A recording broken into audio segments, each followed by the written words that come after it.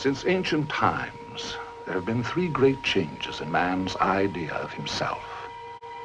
Three major blows dealt us in our vanity. Before Copernicus, we thought we were the center of the universe, and that all the heavenly bodies revolved around our Earth. But the great astronomer shattered that conceit, and we were forced to admit our planet is but one of many which swing around the sun. That there are other systems beyond our solar system, and myriad worlds.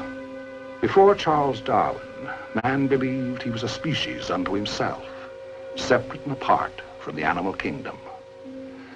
But the great biologist made us see that our physical organism is the product of a vast evolutionary process whose laws are no different for us than for any other form of animal life. Before Sigmund Freud, man believed that what he said and did were the products of his conscious will alone.